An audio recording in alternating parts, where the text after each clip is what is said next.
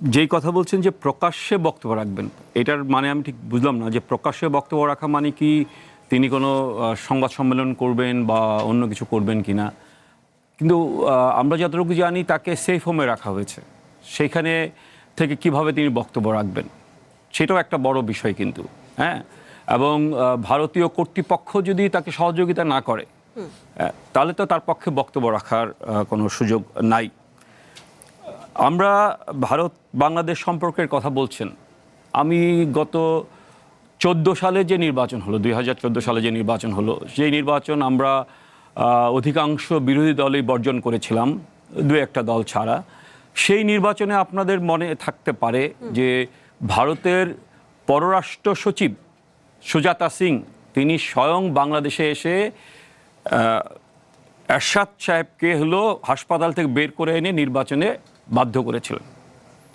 আবার 2024 সালের নির্বাচনে দেখেন তারা এবার আসার প্রয়োজন বোধ করে নাই, এবার তারা ডেকে পাঠিয়েছে, জাতীয় পার্টির চেয়ারম্যান সাহেবকে ডেকে পাঠিয়েছে দিল্লিতে। তিনি নির্বাচন করবেন না, ফিরে এসে বললেন যে আমাকে নির্বাচন করতে হবে, কেন করতে হবে, কিসের জন্য করতে হবে আমি সেটা বলতে পারবো না।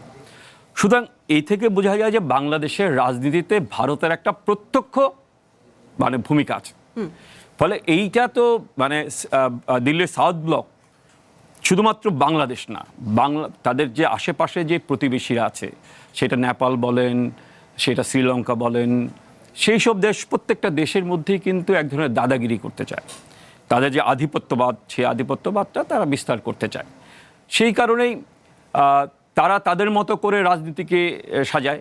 আমরা আমাদের দেশে দেখেন, আমাদের দেশে গণ অভ্যুত্থান করলাম এবং সেই গণ অভ্যুত্থানে ভারতের যেই মানে সাউথ ব্লক বা ভারতের যে সরকার, তার যেই গোস্বা, সেটা তো আমরা দেখেছি কিভাবে বাংলাদেশের সাথে তারা তাদের সমস্ত সম্পর্ককে সংকুচিত করে ফেললো এবং প্রায় 2 বছর ধরে বাংলাদেশিদেরকে ভারতে যাওয়ার ভিসা দেয়নি।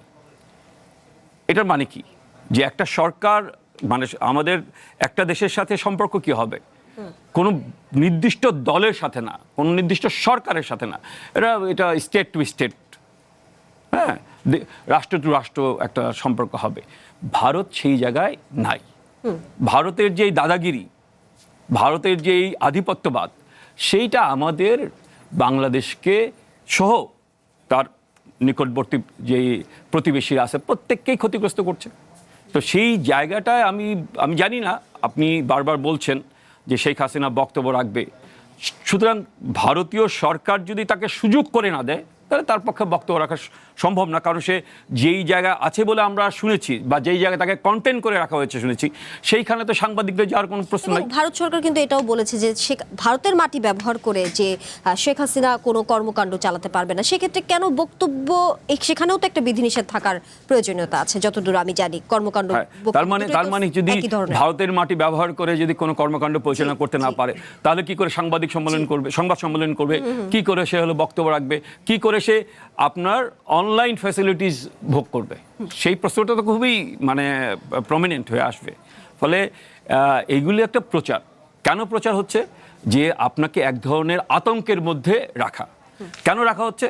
যে এই যে বিএনপি সরকার গত 5 মাস ধরে দেশ পরিচালনা করতেছে, তারা তাদের প্রধানমন্ত্রীর ইমেজ তৈরি করার জন্য অনেকগুলি কর্মসূচি নিয়েছে এবং তাতে ভালো ইমেজ তৈরি হয়েছে, কিন্তু জনগণের যে স্বার্থ, সেই স্বার্থ সংরক্ষণ করার জায়গাটায় কিন্তু তারা যাচ্ছে না। সবার আগে বাংলাদেশ বলছে, কিন্তু আমরা তো দেখছি না। কারণ ইউনূস সাহেব 9ই ফেব্রুয়ারি যেই বাণিজ্য চুক্তি করলেন, সেই বাণিজ্য চুক্তি তো তারেক রহমান সাহেব বাতিল করছেন না, বরঞ্চ 30শে এপ্রিল তিনি বোয়িং এর সাথে 14টা বিমান ক্রয়ের জন্য 45,408 কোটি টাকা আপনার চুক্তি করেছেন। যেই বোয়িং বিমান, তার যে শাসন আমল বা যে নির্বাচন কাল, সেই কালের মধ্যেও কিন্তু আপনার ডেলিভারি হবে না। ডেলিভারি হবে 31 সালের শেষের দিক থেকে শুরু করে 35 সাল পর্যন্ত। ফলে কি বাধ্যবাধকতা যে তাকে এই বোয়িং বিমান কিনতে হবে, আবার কি বাধ্যবাধকতা যে পররাষ্ট্রমন্ত্রী এককভাবে আপনার মার্কিন যুক্তরাষ্ট্রে গিয়ে জ্বালানি বিষয় হলো MOU সাইন করেছেন। কি বাধ্যবাধকতা! ফলে সবার আগে বাংলাদেশ স্লোগান দিলেও কিন্তু আমরা দেখছি কর্মকাণ্ডটা হচ্ছে সবার আগে আমেরিকা। জি। আমেরিকার স্বার্থ সংরক্ষণ করাটাই মুখ্য বিষয় হচ্ছে। আরেকটা কথা বলে আমি শেষ করব, সেটা হচ্ছে যে 31 দফা রাষ্ট্র সংস্কার কর্মসূচি অথবা নির্বাচনী ইশতেহার, দুটাই আমার ভালোভাবে পড়া আছে বিএনপির। সেখানে কোথাও বলা নাই যে আপনি বন্ধ কলকারখানা বিক্রি করে দিবেন।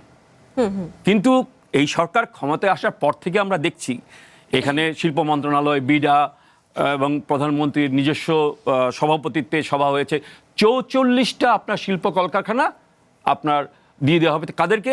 যাদের কাছে ব্যাংক 6 লক্ষ কোটি টাকার আপনার খেলাপি ঋণ পায়, সেই সকল লুটেরা ধনিককে এই 44টা জি। আপনার শিল্প কলকারখানা দিয়ে দেওয়ার সিদ্ধান্ত নেওয়া হয়েছে। জি।